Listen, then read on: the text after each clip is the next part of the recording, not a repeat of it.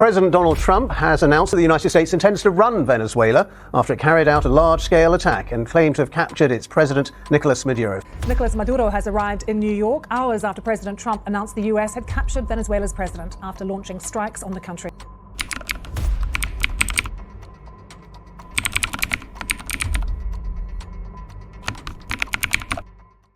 Today we're going to dive deep into one of the most explosive and historic political stories unfolding right now. The shocking capture and detention of Nicolas Maduro, the longtime president of Venezuela, who was dramatically seized by U.S. forces and is now incarcerated in New York awaiting trial. We'll take you through his controversial rise to power after succeeding Hugo Chavez, the intense decades-long rivalry between his regime and the United States, marked by sanctions, accusations of narco-terrorism, and escalating tensions, and finally the full breakdown of the bold U.S. military operation, codenamed Operation Absolute Resolve, that led to his detention on January 3, 2026, along with his wife Cilia Flores. This is a story full of drama, international intrigue, and massive global implications, so make sure you stay tuned with us till the very last moment. You definitely won't want to miss a single detail. Let's get started. Nicolas Maduro rose to power as a loyal successor to Hugo Chavez, the founder of Venezuela's Bolivarian Revolution. Born in 1962 in Caracas to a working-class family, Maduro began his political career as a bus driver and trade union activist before aligning himself with Chavez during the latter's failed 1992 coup attempt. After Chavez's election in 1998, Maduro climbed the ranks, serving in the National Assembly as foreign minister from 2006 to 2013 and as vice president from 2012. When Chavez died of cancer in March 2013, he explicitly endorsed Maduro as his successor. In the subsequent April 2013 presidential election, Maduro narrowly defeated opposition candidate Enrique Capriles by about 1.5% of the vote, amid allegations of irregularities, though international observers noted issues but did not overturn the result. Maduro was inaugurated as president, inheriting a system already centralized under Chavez, but facing immediate economic challenges from falling oil prices. Maduro's presidency quickly shifted toward authoritarian consolidation, marked by efforts to neutralize opposition and expand executive control. Shortly after taking office, he was granted decree powers by the Chavista-dominated legislature multiple times, 2013 to 2015, to address the economic crisis, which critics argued bypassed democratic checks. Following the opposition's landslide victory in the 2015 legislative elections, Maduro's allies on the Supreme Tribunal of Justice stripped the National Assembly of powers, effectively dissolving legislative opposition in 2017 and sparking a constitutional crisis. The 2018 presidential election, boycotted by much of the opposition and widely condemned as fraudulent due to banned candidates and manipulated voter rolls, saw Maduro re-elected with low turnout. The 2024 election was similarly disputed. Independent tallies showed opposition candidate Edmundo Gonzalez winning overwhelmingly, yet Maduro claimed victory, leading to widespread international rejection. These actions, coupled with ruling by decree through a loyal judiciary, led organizations like Human Rights Watch, Amnesty International, and the UN fact-finding mission to describe Venezuela as an authoritarian regime or dictatorship under Maduro, characterized by eroded judicial independence, political persecution, and suppression of dissent. Maduro's tenure has been defined by intense rivalry with the United States, framed by his government as resistance to imperialism, while Washington viewed it as countering a repressive ally of adversaries like Russia, China, Iran, and Cuba. Relations deteriorated rapidly, with the U.S. imposing targeted sanctions on officials starting in 2015 for human rights abuses and corruption, escalating to broad oil sector sanctions under President Trump in 2019 after recognizing opposition leader Juan Guaidó as interim president. Maduro accused the U.S. of economic warfare, coup attempts, and assassination plots, including a 2018 drone incident, while the U.S. indicted him in 2020 on narco-terrorism charges and offered rewards for his arrest. Sanctions aimed to pressure regime change, but exacerbated Venezuela's economic collapse, which Maduro blamed on external sabotage. This antagonism peaked in recent years with U.S. seizures of oil tankers and military actions, reflecting deep geopolitical tensions over Venezuela's oil reserves and alliances. Maduro's grip on power has relied heavily on repression, with security forces accused of systematic human rights violations to silence opposition and maintain control. Protests in 2014, 2017, and post-2024 elections saw hundreds killed, over 125 in 2017 alone through excessive force, arbitrary arrests, and extrajudicial executions, according to UN reports and organizations like Amnesty International. The regime has detained thousands of political prisoners, including opposition leaders, with documented cases of torture, enforced disappearances, and persecution deemed crimes against humanity by UN investigators. Colectivos, pro-government armed groups, and the National Guard have been implicated in intimidating dissenters, while media censorship and journalist arrests stifled criticism. Though Maduro's socialist ideology contrasts with classical fascism, lacking ultranationalism or corporatism, critics widely label his rule a dictatorship for its brutal tactics to seize and retain control amid economic ruin, driving millions into exile. These measures, justified by the regime as defending the revolution, have entrenched power at the cost of democratic institutions and civilian lives. On January 3, 2026, under direct orders from President Donald Trump in his second term, the United States launched a daring overnight military operation codenamed Operation Absolute Resolve against Venezuela. The mission involved a large-scale strike on key sites in Caracas, including Fuerte Tiuna Military Complex and La Carlota Airport, to neutralize air defenses and security forces. U.S. Special Forces, supported by CIA intelligence gathered over months, including a clandestine team tracking Maduro's routines and a human source close to him, raided Maduro's fortified compound. Army Delta Force operatives extracted Venezuelan President Nicolas Maduro and his wife, Cilia Flores, from their bedroom while they were asleep. The couple was swiftly transported by helicopter to the USS Iwo Jima amphibious assault ship in the Caribbean, then flown to New York. The operation lasted approximately 2 hours with no reported U.S. casualties, though some Cuban advisors in Venezuela were killed. President Trump personally approved the operation shortly before Christmas 2025, following months of escalating pressure on the Maduro regime. He framed the action as enforcing a long-standing U.S. indictment against Maduro for narco-terrorism, citing the Venezuelan leader's alleged role in flooding the U.S. with cocaine via the Cartel de los Soles.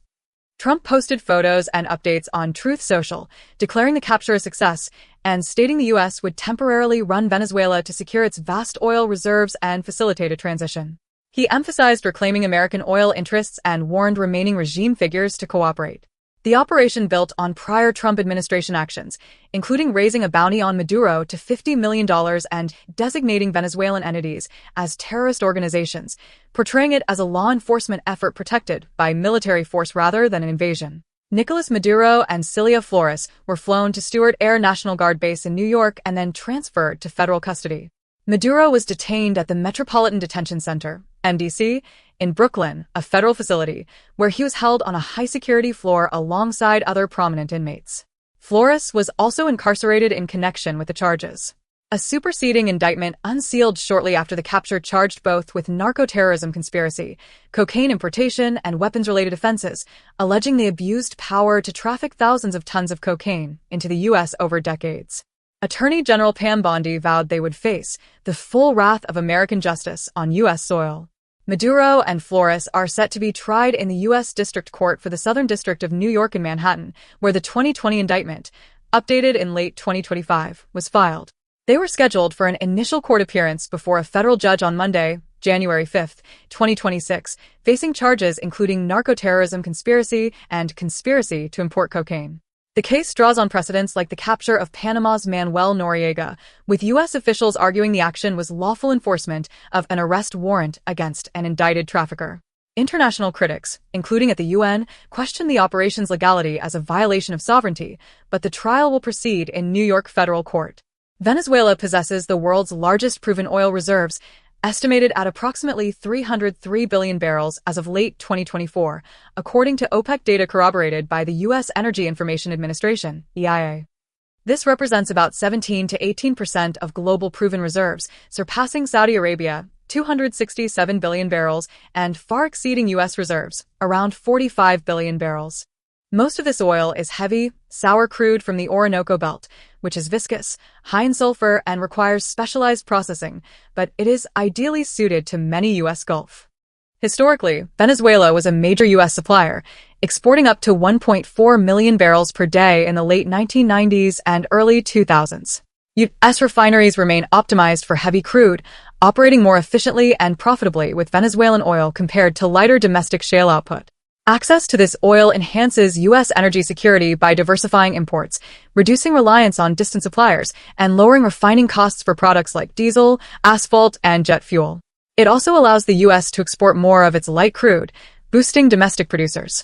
However, production has plummeted due to mismanagement, underinvestment, corruption, and U.S. sanctions. As of late 2025, Venezuela produced only 860,000 to 1.2 million barrels per day, less than 1% of global supply, down from over 3 million BPD in the early 2000s. Exports were severely restricted by sanctions, with most going to China via shadow fleets at discounted prices. Chevron, the only major U.S. firm operating there, accounted for 25% of production under limited licenses. Following U.S. military actions leading to the capture of President Nicolas Maduro, President Trump announced U.S. involvement in Venezuela's oil sector, with American companies investing billions to repair infrastructure and ramp up production. This could redirect flows back to U.S. refineries, displacing Chinese and Russian influence. Analysts estimate rebuilding to meaningful levels could take 2 to 10 years and cost tens of billions, but short-term gains for U.S. refiners are possible if sanctions are lifted. As of early January 2026, the U.S. national debt has soared past $38.5 trillion. And get this, annual interest payments on that debt are now approaching $1 trillion, making it one of the biggest expenses in the entire federal budget. We're talking deficits projected at around $1.7 trillion to $2 trillion every single year, fueled by massive government spending, aging demographics, and skyrocketing healthcare costs. It's a huge burden, and it's only getting heavier. Now, enter Venezuela. This country sits on the world's largest proven oil reserves, over 300 billion barrels. That's more than Saudi Arabia. But right now, after years of mismanagement and sanctions, their production is stuck at around 1 million barrels per day, barely 1% of global supply. Following recent dramatic events, the U.S.-led capture of Nicolas Maduro, President Trump has announced that American companies are stepping in big time. They're set to invest billions to rebuild infrastructure and ramp up production, potentially redirecting that heavy crude straight to U.S. refineries on the Gulf Coast, which are perfectly built to handle it. So, could this help ease America's piling debt? Well, indirectly, yes, through a few key ways. First, cheaper oil imports. That heavy Venezuelan crude could be processed more efficiently here, lowering fuel costs for everything from gas to diesel. That curbs inflation, puts more money in consumers' and businesses' pockets, boosts spending, and ultimately grows the economy, which means higher GDP and more tax revenue for the government. Second, increased exports. With more heavy oil coming in for our own use, we can export even more of our domestic light crude, raking in extra energy revenues. Third, global price pressure. If production ramps up, even gradually to 1.3 or 2 million barrels per day in the coming years, it adds supply to a market that's already expecting a glut in 2026, helping keep oil prices low and reducing our massive import bills. And fourth, private sector wins. Companies like Chevron are already there, and more U.S. firms could expand operations, creating jobs, boosting corporate profits, and generating more taxes. But here's the reality check. The impact on our debt would be modest and indirect at best. Even if Venezuela gets back to pumping 3 million barrels a day someday, that's only about 3 to 4% of global supply, not enough to crash prices long term. Most benefits go to private companies and everyday Americans, not straight into federal coffers. Rebuilding that industry? It's going to take massive upfront investments, tens or even hundreds of billions, and there are still geopolitical risks lurking. In optimistic scenarios, lower energy costs could juice GDP growth by maybe to 0.5% a year, adding some extra tax dollars. But let's be real, that's a drop in the bucket compared to trillion-dollar deficits. In summary, Venezuela's oil reserves are a huge strategic win for U.S. energy security and refining efficiency, giving us big advantages right in our own hemisphere. It could ease some fiscal pressures through cheaper energy and a bit of economic growth, but it's no magic fix for a $38.5 trillion and growing debt mountain. What do you think? Will this Venezuela move pay off big for the U.S., or is it overhyped? Drop your thoughts in the comments below. Hit that like button if you found this helpful, and subscribe for more breakdowns on energy, economics, and geopolitics.